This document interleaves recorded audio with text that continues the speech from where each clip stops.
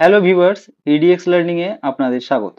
SLST নবম দশম practice সেটের আরও একটি ভিডিও নিয়ে আপনাদের কাছে আমি ইজিদুল। পূর্বের ভিডিওগুলোতে আপনারা খুব ভালো রেসপন্স দেখিয়েছেন। আশা করি এই ভিডিওটিতেও আপনাদের কাছ থেকে ভালো রেসপন্স পাবো। আপনারা অনেকেই ভিডিও দেখছেন কিন্তু চ্যানেলটি সাবস্ক্রাইব করছেন না। প্র্যাকটিস সেটগুলি যদি আপনাদের উপকারে এসে থাকে তাহলে চ্যানেলটি সাবস্ক্রাইব করে পাশে থাকবেন। চ্যানেলের কন্টেন্ট গুলো ভালো লাগলে লাইক ও শেয়ার করবেন আর কমেন্ট করে আপনাদের ফিডব্যাক জানাতে ভুলবেন না। চলুন তাহলে শুরু করা যাক আজকের প্রথম প্রশ্ন দিয়ে।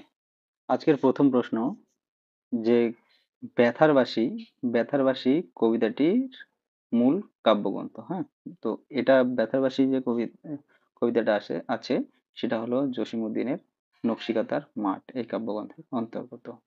২ নম্বর হলো কি, প্রথম বিদ্যাসুন্দর কাব্য লেখেন যে মুসলমান কবি, এটা হবে উত্তর হবে সাবির খান। হ্যাঁ, তারপরে ৪ নম্বর হবে বাঁধনহারা উপন্যাসটির লেখক, এটা হবে উত্তর বাঁধনহারা যে উপন্যাসটা আছে তার লেখক হলো কাজী নজরুল ইসলাম।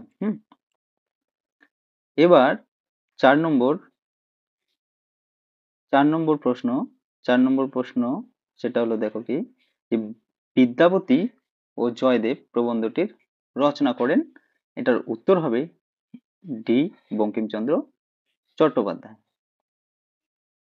আর এই যে প্রবন্ধটা সেটা কোথায় আছে, সেটা নেটের সিলেবাসে আছে। যারা আমরা নেটের সিলেবাস জানি তো তারা এটা পড়ে থাকবে যে বিদ্যাপতি ও জয়দেব যে প্রবন্ধটা সেটা বঙ্কিমচন্দ্রের, এটা তোমরা জেনে থাকবে। তারপরে এই যে শুদ্ধ অশুদ্ধ থেকে প্রশ্ন দিয়েছে দুটো, এখানে দুটো বের করতে বলেছে যে দুর্গাপুজো, গীতাঞ্জলি, তারপরে দুর্গাপুজো এই যে শব্দগুলো তার মধ্যে কোন দুটোর যে বানান শুদ্ধ। হ্যাঁ, তো এর উত্তর হবে এ নম্বরটা। হ্যাঁ, দুর্গাপুজোর বানান দুটোই, এই যে দুর্গা প্লাস পুজো দুটোই, হ্যাঁ, দুটোই সেম আছে।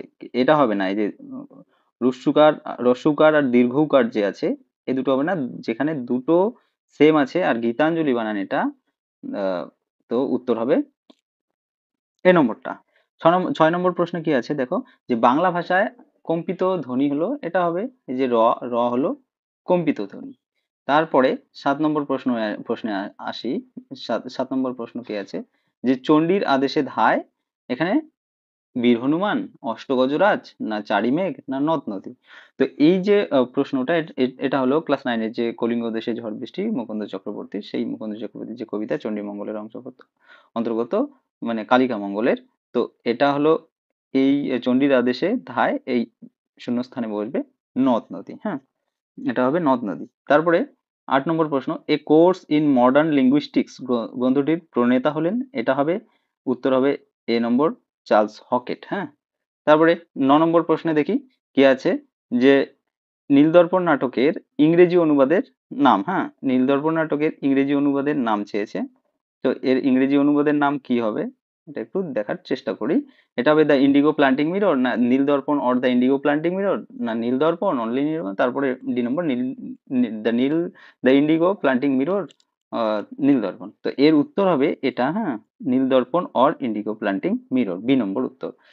১০ নম্বর প্রশ্নে কি আছে, যে রূপের পাথারে আঁখি ডুবিয়া রহিল পদটির হলেন, এটা হলো জ্ঞানদাসের পদ। হ্যাঁ, এটা হলো জ্ঞানদাসের পদ। ১০ নম্বরটা হবে জ্ঞানদাসের পদ। তো এইবার এই গেল প্রথম 10টা প্রশ্ন। এরপরে আসি ১১ নম্বর প্রশ্নে। ১১ নম্বর প্রশ্ন কি আছে সেটা দেখার চেষ্টা করি।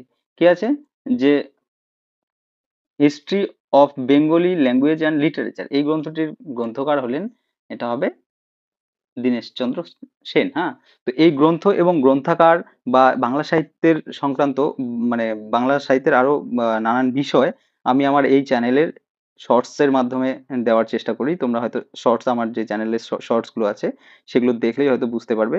তো শর্টস গুলো যারা এখনো দেখোনি তারা গিয়ে একটু দেখে নিও শর্টস গুলো, আর শর্টস গুলো কতটা এফেক্টিভ। 30 সেকেন্ডের ভিডিও বা 15 সেকেন্ডের একটা শর্টস এর মাধ্যমে তোমরা কত জিনিস জানতে পারছো। তো চ্যানেলে শর্টস গুলো কি করবে, মাঝে মাঝে ফলো করবে। আর যারা চ্যানেলটি এখনো পর্যন্ত সাবস্ক্রাইব করে রাখোনি, তো প্লিজ সাবস্ক্রাইব করবেন, করে পাশে থাকবেন। 12 নম্বর প্রশ্নে কি আছে দেখো, যে সৈয়দ আলাউলের ষষ্ঠতম ও শেষ রচনার নাম, এটা হবে সিকান্দারনামা। হ্যাঁ, এটা হবে সিকান্দারনামা। 13 নম্বর প্রশ্নে আছে, প্রতিবার দাঁড়িয়ে নিক্ষেপে শোনা যায়, কি শোনা যায়? স্রোতের বিদ্রূপ শোনা যায়। এই যে স্রোতের বিদ্রূপ শোনা যায়, এই কবিতাটা আমার জানা নেই কোন, এটা কোন কবিতা থেকে এই লাইনটা আছে। তোমাদের মধ্যে কেউ যদি জেনে থাকো তো কমেন্ট বক্সে অবশ্যই জানাবে যে এই 13 নম্বরের এই যে প্রতিবার দাঁড়িয়ে নিক্ষেপে শোনা যায় স্রোতের বিদ্রূপ, এটা কোন কবির কোন কবিতার লাইন, সেটা একটু জানিয়ে দিও কমেন্ট বক্সে।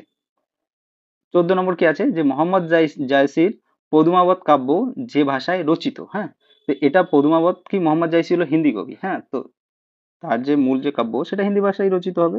তো এটা পদুমাবত কাব্য, সেটা হলো হিন্দি ভাষায় রচিত। এখানকার উত্তর হবে ডি নম্বর, উপরের কোনোটিও নয়।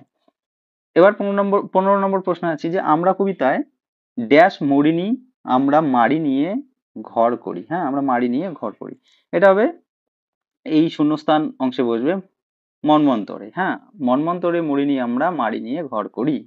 তো আমরা কবিতার এটা অংশ।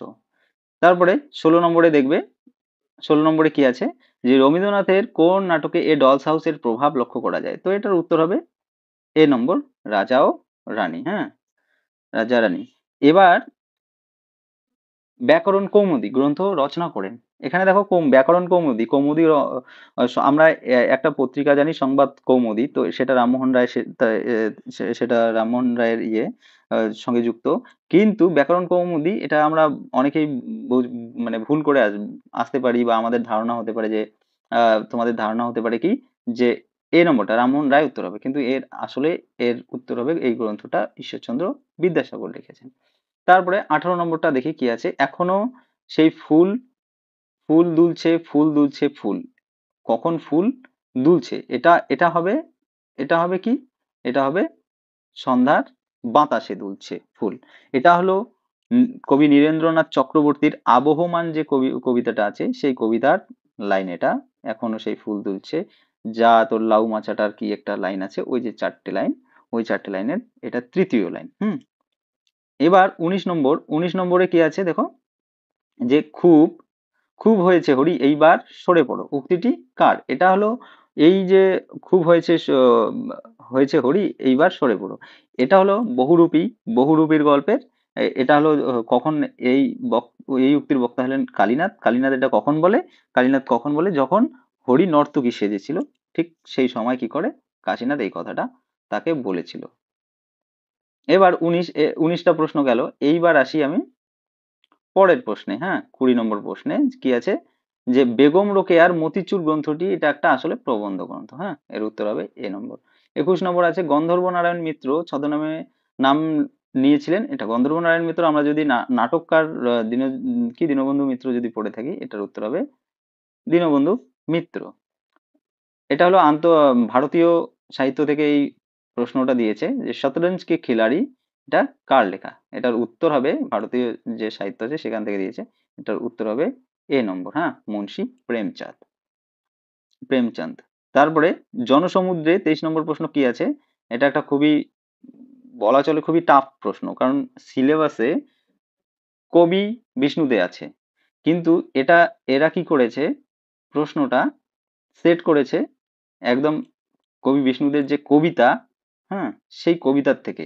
এই যে জনসমুদ্রে নেমেছে জোয়ার হৃদয় আমার চড়া, এটা হলো ঘোড়সওয়ার। হ্যাঁ, ঘোড়সওয়ার কবিতার একটা লাইন, এটা বিষ্ণুদের সেটা। আর এই যে ঘোড়সওয়ার কবিতাটা, এটা নেটের সিলেবাসে আছে। তাহলে ভাবো যে ক্ষুদ্র ক্ষুদ্র জায়গা থেকেও প্রশ্ন আসতে পারে। আর আপনারা যারা এই যে এই প্রশ্নটা দেখছেন, হ্যাঁ, এই প্রশ্নটা আসলে 2024 এমএসসি, হ্যাঁ, মাদ্রাসা সার্ভিস কমিশন এমএসসির এই প্রশ্নটা 2024 সালে যে এমএসসি 9-10 এর যে প্রশ্নটা দিয়েছিল, আসলে এই প্রশ্নটাই আজকে আমি আপনাদের সামনে তুলে ধরছি। তো আর এবার এর মাধ্যমে কি হচ্ছে, যে আপনাদের এটা প্র্যাকটিস সেটটাও হয়ে যাচ্ছে, এবং প্রশ্ন প্রশ্ন কতটা সহজ হয়, বা কতটা কিছু প্রশ্ন সহজ, কিছু কিছু প্রশ্ন কতটা কঠিন হয়, সেই জিনিসটাও একটু ধারণাটা হয়ে যাচ্ছে। আপনারা অনেকেই কমেন্ট বক্সে জানিয়েছিলেন, বা আগের যে আমার পূর্ববর্তী সেটগুলো আছে, প্র্যাকটিস সেটগুলো, সেখানে যে জানিয়েছিলেন যে প্রশ্ন অনেক সহজ হচ্ছে, সহজ হচ্ছে। তো প্রশ্ন প্রশ্ন কি হবে পরীক্ষায়? সব কঠিন প্রশ্নও দেবে না, সব সহজ প্রশ্নও দেবে দেবে না। কিছু সহজ থাকবে যে এটা দেখে মনে হবে যে খুবই সহজ, আর কিছু কঠিনও থাকবে তার সঙ্গে। আসলে সহজ আর কঠিনের কোনো বিষয় নেই। যারা পড়বে তাদের কাছে সহজ মনে হবে, যারা পড়বে না বা যাদের মনে থাকবে না তাদের কাছে মনে হবে প্রশ্ন কঠিন। এটাই হলো সহজ আর কঠিনের ফান্ডা, আর এর বেশি কিছু নেই। 24 নম্বর, তাহলে প্রসঙ্গে আসি এবার। 24 নম্বর প্রশ্ন, এটা হলো হারিয়ে যাওয়া কালিকলম। হ্যাঁ, শ্রীপান্তের লেখা সেটা। এই যে যার পোশাকি নাম স্টাইলাস, স্টাইলাসের পোশাকি নাম, এটার উত্তর হবে ব্রোঞ্জের শলাকা। হ্যাঁ, হারিয়ে যাওয়া কালিকলম এর লেখক হলেন শ্রীপান্ত। শ্রীপান্ত একটা হলো ছদ্মনাম, আর আসলে এর শ্রীপান্তের আসল নাম হলো নিখিল সরকার। হ্যাঁ, এটা মনে রাখবে। বসন্ত সেনা, বসন্ত সেনা সংস্কৃত যে গ্রন্থের একটি চরিত্র। তো বসন্ত সেনা সংস্কৃত যে গ্রন্থের চরিত্র সেটা হলো শূদ্রকের লেখা মৃচ্ছক টিকমের। হ্যাঁ, মৃচ্ছক টিকমের। এরপর আসি 26 নম্বর প্রশ্নে, যে 100 বছরের নিঃসঙ্গতা। হ্যাঁ, গ্রন্থটির লেখক হলেন, এর উত্তর হবে গ্যাব্রিয়েল গার্সিয়া মার্কেস। হ্যাঁ, তারপরে 27 নম্বর প্রশ্নে প্রফেসর শঙ্কু থেকে দিয়েছে, দেখো কি আছে, যে প্রফেসর শঙ্কুর ডায়েরিটি যে প্রাণীটি খেয়েছিল। হ্যাঁ, এখানে পিঁপড়ে, কুকুর, বিড়াল না পাগল, এটা হবে উত্তর হবে পিঁপড়ে, পিঁপড়ে। হ্যাঁ, একটি যোগরূঢ় শব্দের উদাহরণ হলো, এটা এই প্রশ্নটা উত্তর করার আগে যোগরূঢ় শব্দ কি সেটা জানা লাগবে। তো এর উত্তরটা আমি বলে দিচ্ছি যে সি নম্বর হবে। হ্যাঁ, যোগরূঢ় শব্দ কোনটা? যে প্রত্যয় এবং প্রকৃতিভেদে যে শব্দের মানে মানে কি হবে, প্রত্যয় প্রকৃতিভেদে, মানে অ্যাকচুয়ালি ব্যাপারটা এটা, মানে সংজ্ঞাটা হুবহু আমার মনে নেই, কিন্তু অ্যাকচুয়ালি ব্যাপারটা এটা, যে যোগরূঢ় শব্দ এটা, যে ওই শব্দটার দ্বারা অন্য কোনো জিনিসকে বোঝাচ্ছে, আর নির্দিষ্ট ওই জিনিসটাকেই বোঝাচ্ছে। যেমন উদাহরণ দিই, যে পঙ্কজ। হ্যাঁ, পঙ্কজ বলতে আমরা কি বুঝি? পদ্মকে বুঝি। হ্যাঁ, তো এইটা পঙ্কজটা হলো একটা যোগরূঢ় শব্দ। তো সেরকম হলো জলদ, জলে বাস করে যে, সেটা জলদ বা জলে পাওয়া যায় এরকম অর্থে। তো এটাই হলো কি জলদ, তো এটার হলো যোগরূঢ় শব্দ। এখানে সন্দেশ, মিতালি, হস্তি এগুলো হবে না। তারপরের প্রশ্নে আসি। পরের প্রশ্ন কি আছে, 19 নম্বর, ও না 29 নম্বর, কনির পিতা যে কারণে মারা গিয়েছিলেন। হ্যাঁ, কনির পিতা যে কারণে মারা গিয়েছিলেন সেটা হলো, এটা কনি থেকে দিয়েছে, এটা হলো টিবি উত্তর হবে। হ্যাঁ, এটা টিবি উত্তর হবে।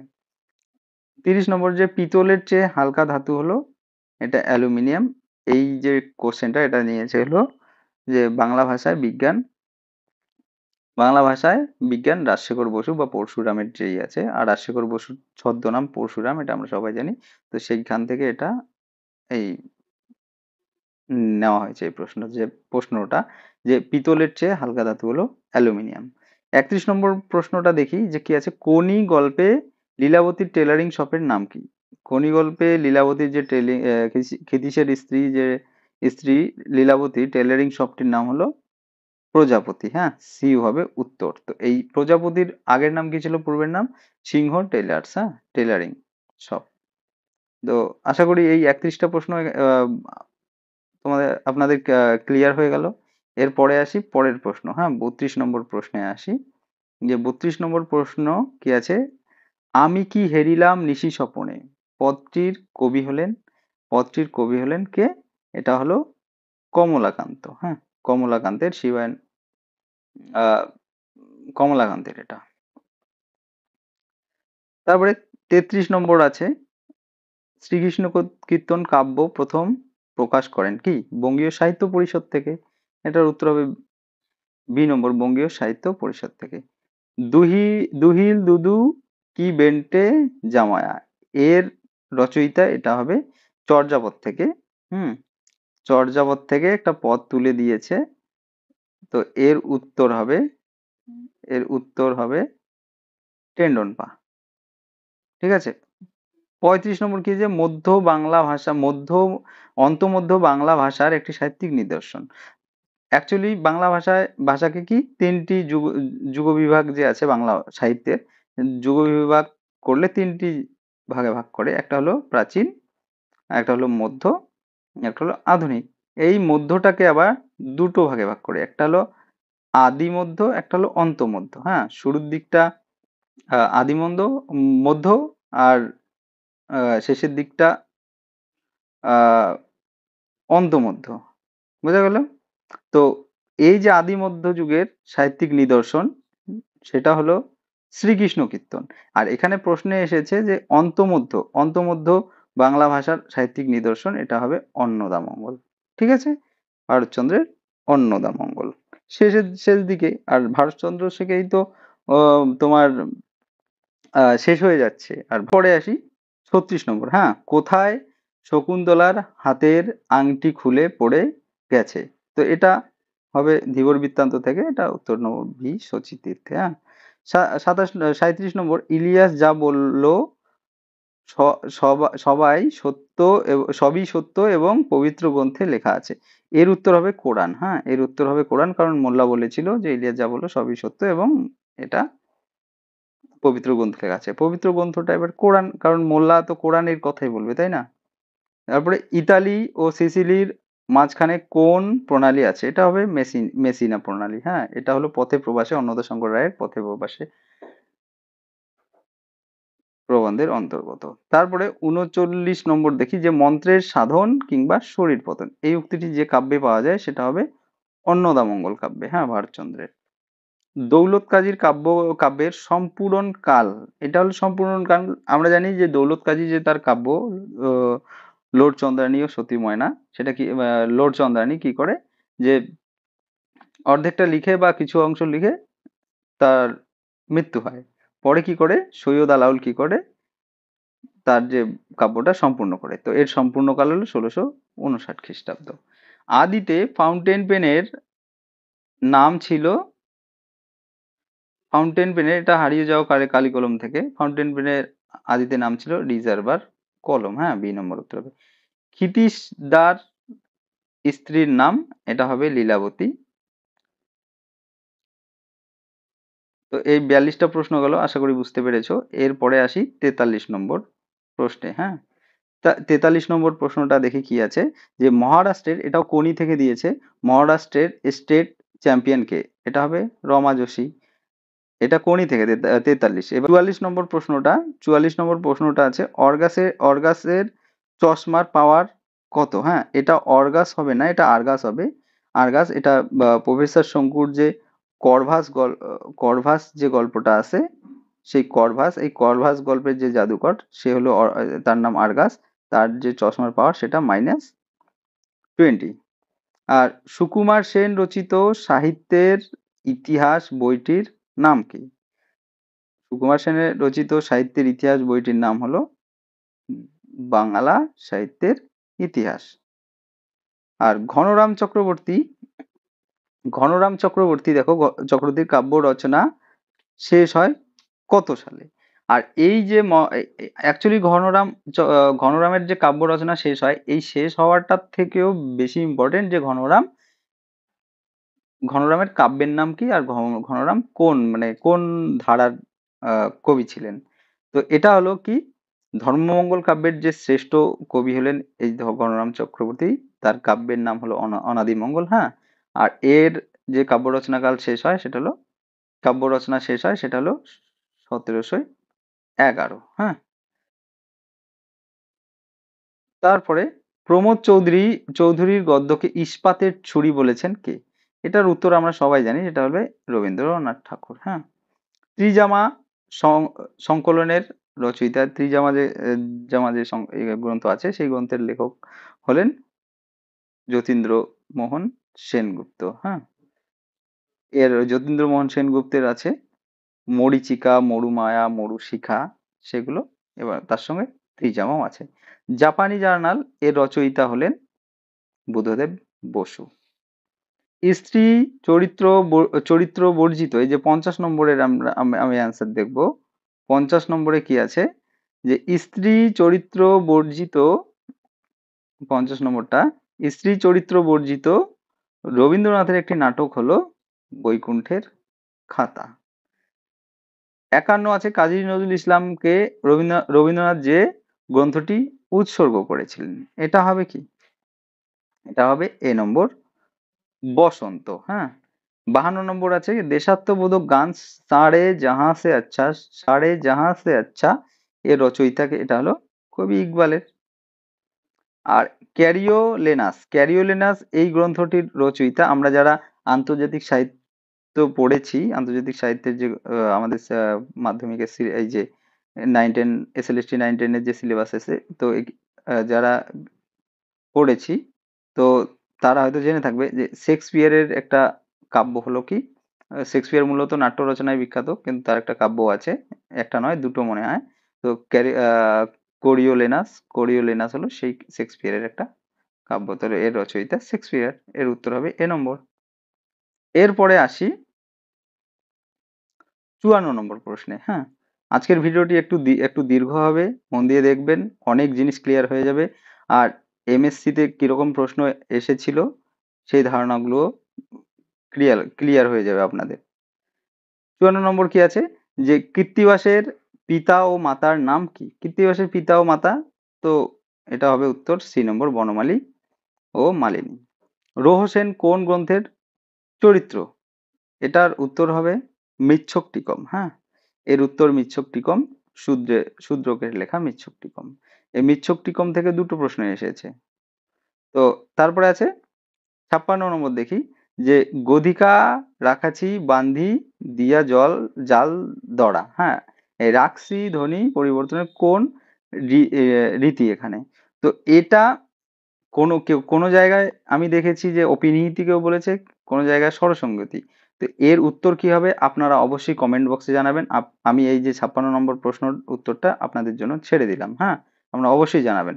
এবার 57 নম্বরের প্রশ্নে কি আছে, কাল রজনীতে ঝড় হয়ে গেছে রজনীগন্ধা বনে। হ্যাঁ, যে এই উক্তিটি যে কবি রচনা করেছেন। হ্যাঁ, তো এটাও একটা বিতর্কমূলক প্রশ্ন, তবু আমি এর উত্তর দেব এবং সঠিক উত্তর দেব আপনাদের।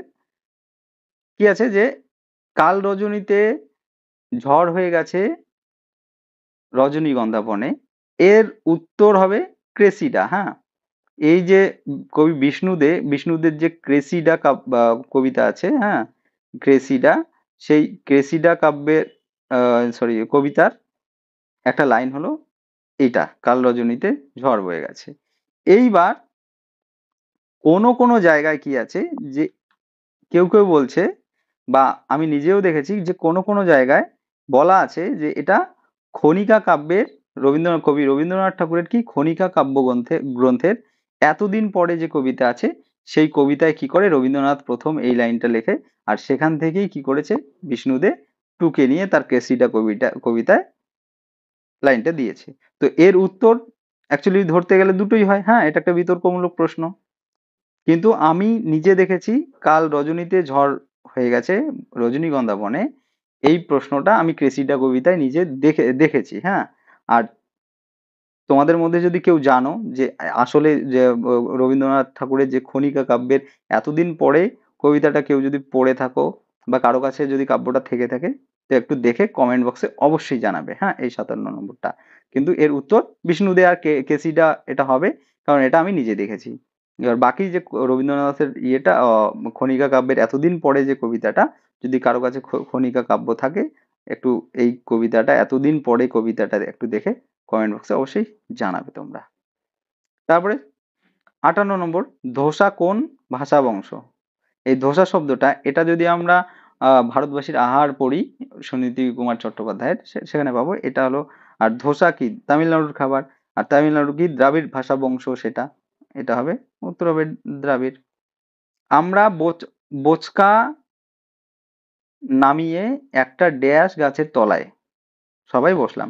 বোচকা মানে এটা হলো কি শাবলতলার মাঠ। হুম, শাবলতলার মাঠ, শাবলতলার মাঠ যে গল্প আছে তার লাইন, এটা হবে কি কুল গাছের নিচে তারা বসেছিল। হ্যাঁ, উত্তর এ নম্বর। এবার 60 নম্বর প্রশ্নে আসি। 60 নম্বর প্রশ্ন কি আছে, নাহি চাহে প্রাণ মম পাঠাইতে তোমা কার সম্পর্কে বলা হয়েছে? এটা হবে ইন্দ্রজিৎ।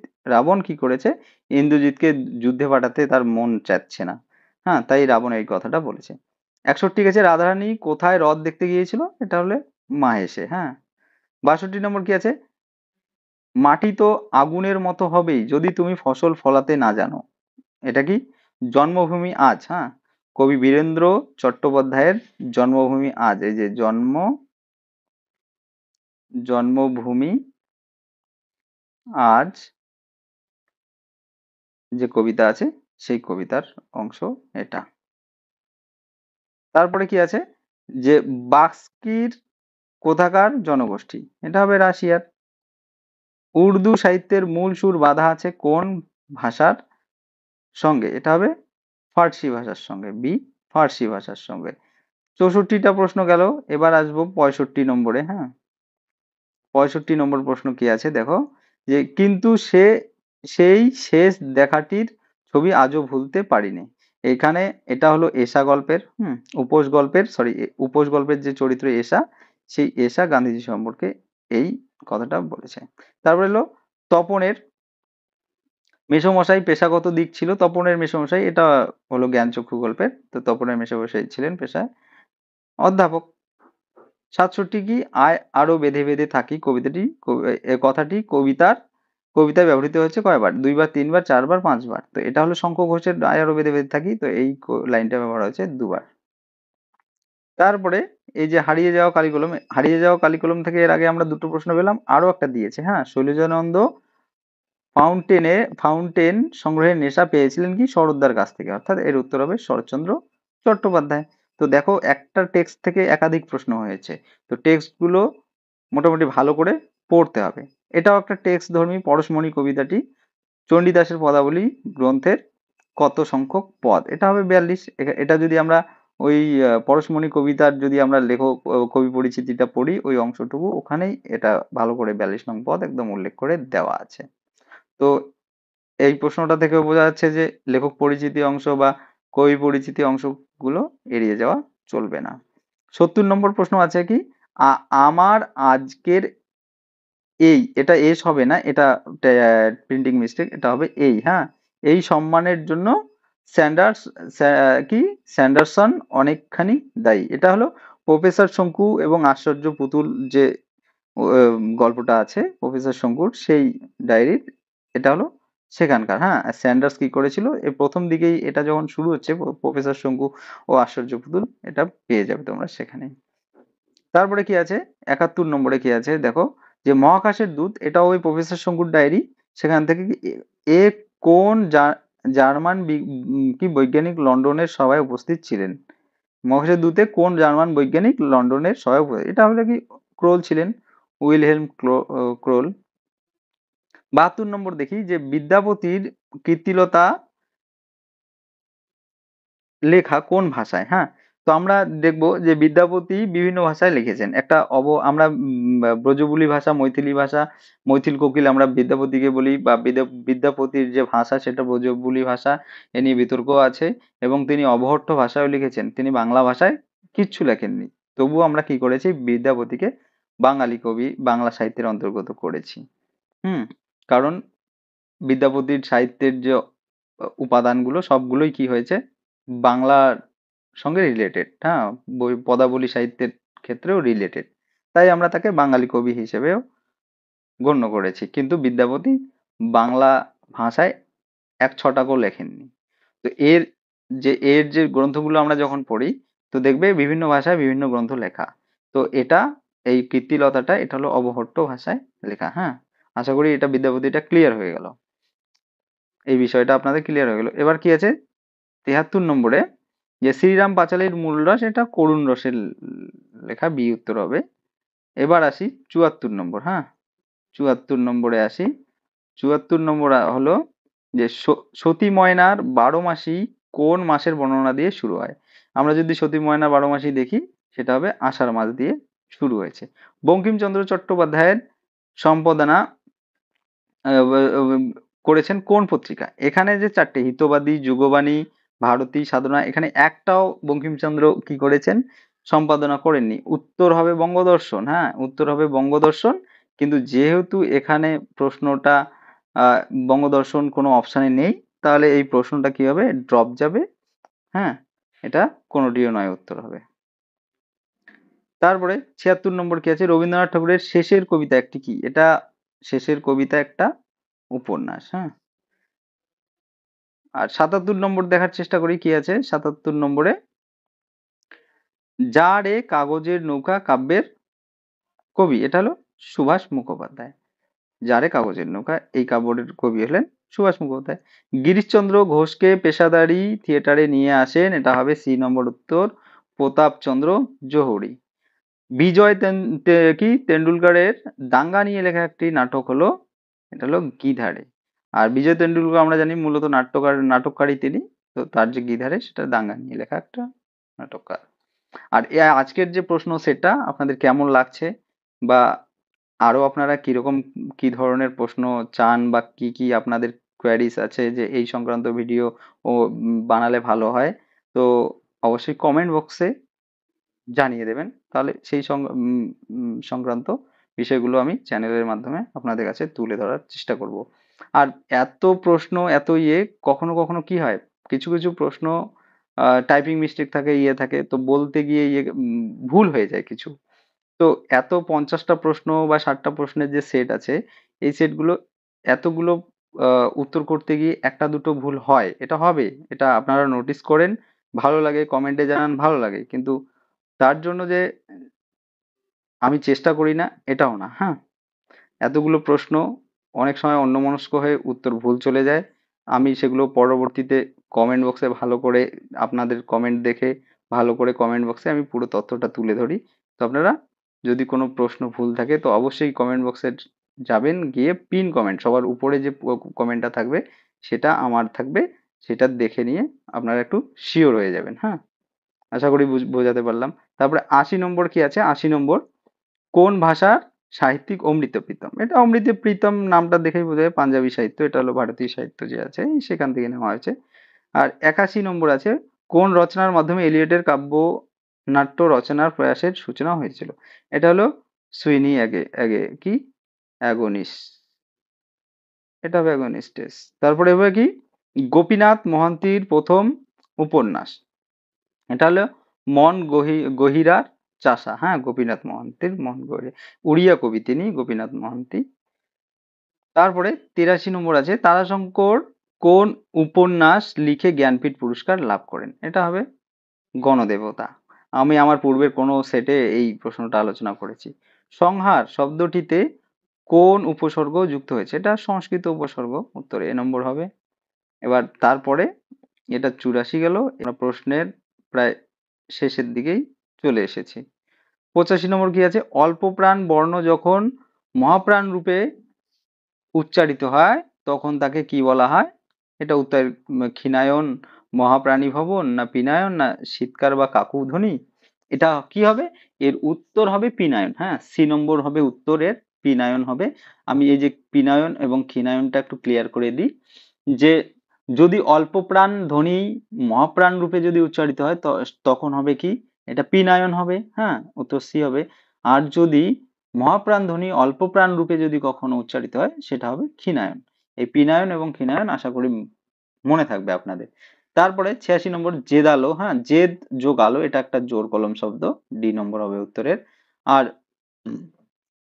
আর এই যে কত ৮৭ নম্বর কি আছে, জাজল্যমান, এর উত্তর হবে সি নম্বর, জল যোগ যত যোগ সানজ। হ্যাঁ, এই সানজ থাকলে দেখবে এই যে শব্দের শেষে কি হবে, মান হবে।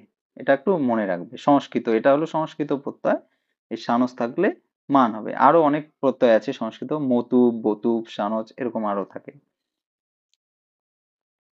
আর এবার 88, হ্যাঁ, ৮৮ নম্বরে কি আছে, সন্দেশ, সন্দেশ থেকে হয়েছে সংবাদ, সংবাদ থেকে মিষ্টান্ন। শব্দ শব্দার্থ পরিবর্তনের কোন রীতি এখানে ইয়েছে? তো এটা হলো অর্থ সংক্রমণ, সি হবে উত্তরের। 89 কি দেওয়া প্রশ্ন আছে, যে বেগম রোকেয়া যে পত্রিকার সঙ্গে বিশেষভাবে যুক্ত ছিলেন সেটা হলো কি? তিনি মোটামুটি সব সবগুলোর সঙ্গে যুক্ত ছিলেন, তো বিশেষভাবে যুক্ত ছিলেন কি, মহিলা, উত্তর সি মহিলা। আর 90 নম্বর দেখি, দ্য ক্যাপটিভ লেডি গ্রন্থের রচয়িতা, এটার উত্তর হবে বি নম্বর, মধুসূদন দত্ত। আশা করি আজকের পর্বের প্রশ্নগুলো আপনাদের পরীক্ষা প্রস্তুতিতে অনেকটা সাহায্য করবে। এই সিরিজের বাকি ভিডিওগুলি দেখার জন্য ডেসক্রিপশন বক্সের লিঙ্কে যান, পূর্বের সমস্ত ভিডিওর লিঙ্ক সেখানে দেওয়া আছে। আর ভিডিওটি আপনাদের উপকারে আসলে চ্যানেলটি সাবস্ক্রাইব করে পাশে থাকবেন এবং অবশ্যই লাইক ও শেয়ার করবেন। ধন্যবাদ, দেখা হচ্ছে পরের ভিডিওতে।